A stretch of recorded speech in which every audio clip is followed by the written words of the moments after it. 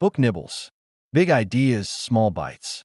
Lawrence Wright's The Looming Tower is an extraordinary work that seeks to explain the rise of Al-Qaeda and the path that ultimately led to the attacks on September 11th, 2001. But it is more than a historical recounting. It is a deeply human story of ideology, ambition, miscalculation, and institutional failure. At its heart, the book chronicles the birth of a global jihadist movement, the lives and minds of the men who built it, and the fragmented, often short-sighted responses of the American intelligence community. Wright meticulously reconstructs the events, decisions, and personalities that shaped the decade leading up to 9/11, using extensive interviews, declassified documents, and first-hand accounts to offer a narrative that is both sweeping in scope and granular in detail. The book is not merely about terrorism as an abstract threat. It is about the collision of ideologies, the consequences of human choices, and the deadly costs of misunderstanding one's enemy. The narrative begins with the emergence of radical Islamic thought in the late 20th century, focusing on the figure of Sayyid Qutb, an Egyptian intellectual and ideologue. Qutb's experiences in the United States in the 1940s and 50s, where he encountered what he perceived as moral decadence, radicalized his worldview. Upon returning to Egypt, he joined the Muslim Brotherhood and began articulating a vision of Islam in which secular governments, Western influence, and moral corruption were existential threats to the Muslim community. His writings, particularly Milestones, argued that violent jihad was a legitimate and necessary response to defend Islam, presenting martyrdom as a noble path. Qutb's execution in 1966 by the Egyptian government made him a martyr and inspiration to a generation of radical Muslims, establishing the ideological foundation that would later influence figures like Osama bin Laden. Osama bin Laden emerges as the central actor in Wright's account. Born into a wealthy Saudi family, bin Laden was provided a privileged upbringing, yet he gravitated toward religious study and humanitarian work, particularly during the Soviet invasion of Afghanistan in 1979. Wright carefully details how the Afghan jihad became a crucible for what would later become Al-Qaeda. Young men from across the Muslim world, motivated by a combination of religious fervor and the call to defend fellow Muslims, were drawn to Afghanistan to fight the Soviets. Bin Laden's organizational skills, charisma, and wealth allowed him to play a pivotal role in funding, training, and coordinating these fighters. This period not only honed his logistical abilities, but also forged networks of men who would later serve as operatives and leaders within Al-Qaeda. Wright emphasizes how the Afghan experience blended ideology with practical military training, turning abstract beliefs into actionable strategies. While bin Laden and his contemporaries were laying the foundation for a global jihad, Wright also examines the emergence of Al-Qaeda's operational mindset. The organization was defined by secrecy, compartmentalization, and an extreme willingness to use violence as a tool for ideological ends. Wright explores the early attacks, including the 1993 World Trade Center bombing, orchestrated by Ramzi Youssef and his collaborators, which foreshadowed the scale and ambition of later plots. These early acts revealed both the ingenuity of jihadist operatives and the vulnerability of Western targets. Yet American institutions largely failed to connect the dots. Wright highlights the frustrating miscommunications and bureaucratic inertia that characterized the FBI, CIA, and other agencies, showing how rivalries, lack of intelligence sharing, and underestimation of the threat created gaps that Al-Qaeda exploited. A significant portion of the book is devoted to profiling individuals who were crucial in the evolution of Al-Qaeda, emphasizing that terrorism is not an abstract force, but a human enterprise. Figures like Ayman al-Zawahiri, an Egyptian doctor and committed ideologue, played a critical role in shaping the philosophical and operational rigor of the movement. Al-Zawahiri's intellect, combined with his capacity for brutality, made him an indispensable partner to bin Laden. Wright's accounts of al-Zawahiri's leadership provide insight into the internal dynamics of Al-Qaeda, including debates over targets, tactics, and the importance of symbolism in attacks. The book also details figures like Khalid Sheikh Mohammed, the principal architect of 9/11, whose planning, organizational skill, and ruthless vision brought the abstract aims of jihad into operational reality. By humanizing these individuals, Wright demonstrates that terrorism is driven by ambition, ideology, and personality, rather than amorphous evil. Wright does not shy away from the failures of Western intelligence, which form a crucial theme of the book. One of the most striking examples is the handling of warnings prior to 9/11. The CIA and FBI had multiple pieces of actionable intelligence that, if properly shared and analyzed, might have prevented the attacks. Wright details how the agencies' differing priorities and internal competition undermined effective responses. For instance, FBI agent John O'Neill, who became obsessed with bin Laden in the 1990s, repeatedly warned superiors about the growing threat, yet was stymied by bureaucracy and reassigned to other duties. His frustrations, captured vividly in Wright's narrative, illustrate how institutional rigidity and underestimation of the enemy contributed to the inability to anticipate or prevent one of the largest terrorist attacks in history. The book also explores the complexity of U.S. foreign policy in the Middle East, showing how external interventions and political miscalculations inadvertently created fertile ground for extremist ideologies. Wright examines how the Soviet invasion of Afghanistan, the rise of the Taliban, and the uneven engagement of Western powers in the region contributed to a narrative of Muslim victimhood and resentment against the West. Bin Laden and his followers were able to exploit these perceptions, framing their struggle as defensive jihad against foreign aggression. Wright highlights how global politics, ideology, and personal ambition intersected in ways that ultimately made 9/11 possible, emphasizing that understanding terrorism requires analyzing not only violent acts, but the broader social and political context that give rise to them. Central to the Looming Tower is Wright's detailed reconstruction of the events leading up to September 11, 2001.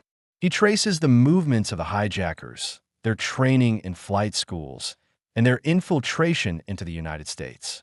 Wright provides a minute-by-minute sense of the planning and coordination involved, showing both the sophistication of the plot and the shocking gaps in surveillance and counterterrorism efforts. He recounts how figures like Zacarias Moussaoui attracted the attention of intelligence agencies but were not aggressively pursued, how visa and immigration systems failed to flag potential threats, and how fragmented communication between agencies prevented a comprehensive response. The narrative tension builds as Wright interweaves personal profiles with procedural failures, making it clear that the attacks were not inevitable in a deterministic sense, but rather the result of a combination of meticulous planning on one side and systemic blind spots on the other. Wright also emphasizes the cultural and psychological aspects of Al-Qaeda's appeal. Radicalization, he shows, is not merely about indoctrination or exposure to violent ideology. It is about providing a sense of purpose, belonging, and moral clarity. Young men like the 9/11 hijackers were drawn to the movement because it framed their lives in terms of a cosmic struggle, giving them identity and meaning. Wright provides detailed biographical sketches, exploring their family backgrounds, educational experiences, and formative encounters with radical clerics. By tracing these trajectories, he shows how personal grievances, social isolation, and ideological indoctrination intersect to produce committed operatives willing to sacrifice their lives for a cause. One of the most compelling aspects of Wright's work is his treatment of moral ambiguity and complexity. Figures like bin Laden and al-Zawahiri are depicted not as cartoonish villains, but as intelligent, calculating individuals whose ideological convictions justified extraordinary violence in their own minds. Simultaneously, Wright portrays Americans like John O'Neill, Richard Clarke, and other counterterrorism officials as dedicated yet flawed, constrained by institutional limitations, competing agendas, and bureaucratic inertia. The book captures the tension between individual initiative and systemic failure, showing how human frailty, pride, ego, miscommunication can have catastrophic consequences when paired with global-scale threats. Throughout the narrative, Wright also illustrates the evolution of Al-Qaeda strategy. Early attacks, such as the 1998 U.S. embassy bombings in Kenya and Tanzania and the USS Cole bombing in 2000, were stepping stones that tested operational capacity, communication, and Western response. These events also reinforced bin Laden's worldview that the United States was a primary target and that large-scale, symbolic attacks could achieve strategic goals beyond what conventional military engagement could accomplish. Wright details the discussions within Al-Qaeda leadership about the feasibility and impact of hijacking planes, culminating in the decision to execute 9/11 as the most audacious and shocking operation possible. The book's narrative power lies not only in these strategic discussions, but in Wright's ability to render abstract planning into tangible human drama. Readers encounter the hijackers as young men with ordinary backgrounds, studying in flight schools, living in suburban neighborhoods, yet all guided by a singular, obsessive purpose. Wright traces their movements meticulously, showing how small logistical steps, purchasing tickets, renting cars, learning to fly, coalesced into a plot that would change history. The juxtaposition of ordinary human routines with extraordinary lethal intent creates a tension that is both chilling and compelling, reminding readers that monumental events are often grounded in mundane realities. Wright also devotes attention to the internal culture of Al-Qaeda, including its emphasis on secrecy, loyalty, and ideological purity. The organization operated through tightly knit cells, with operatives often compartmentalized, so that no single person knew the full plan. This structure, while making communication challenging, enhanced security and made infiltration by outside intelligence extremely difficult. Wright recounts episodes in which operatives were willing to endure extreme hardship, starvation, and exposure to accomplish missions, highlighting both the fanatical commitment and the organizational sophistication that made Al-Qaeda uniquely threatening. Another theme woven throughout the book is the failure of imagination on the part of Western intelligence. Wright shows that while warnings and indications of terrorist plots existed, they were often dismissed because they seemed implausible or because analysts could not conceive of ordinary individuals undertaking such audacious violence.